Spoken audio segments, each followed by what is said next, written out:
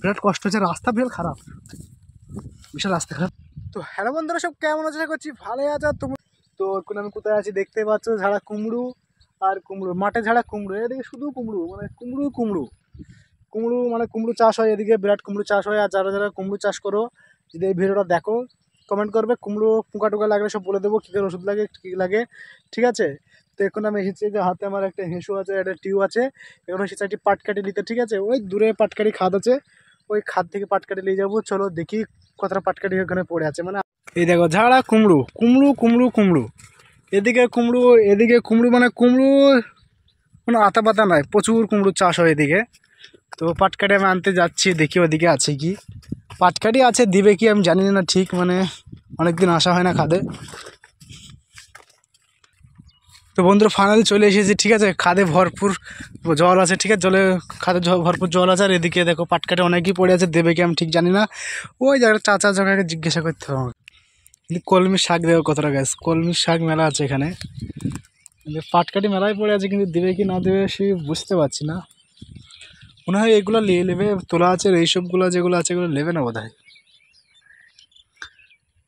ওদের নেবে। ও হ্যাঁ, ওগুলো মানে ওপর নেবো চারটে, মানে খুদের ভাত আছে তো, এই কারণে পাটকাঠি ছিল মেলা ফুরে গেল, পাটকাঠি দরকার। আর ওই খাদে পড়েছে আছে কটা, কিন্তু সেই গুড়ের ব্যবসা করছি, সে তুলি থুই দিচ্ছে। জিজ্ঞাসা করলাম, বলছি আমি দেবো না, সে ভয় করে দিয়ে বেড়ায় ঘুরে বেড়ায়। হ্যাঁ, মানে সে ওই তুলে তাছাড়া কেউ নেবে এমনি, একটা লোক তো পাটকাঠি ফাটকাঠি নেয়ই না, তারই কাজ সেই তুলি থুই। তুলুক সে হ্যাঁ। তুমি তো মেলা দূরে এসে ঘাস কাটতে,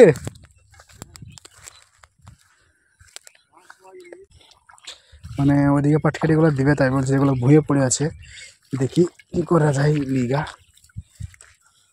পানিতে নেমে গেলাম, যা তা পানি গাইস দেখতে পাচ্ছ, আরে ঝোপ জঙ্গল, বিশাল ঝোপ।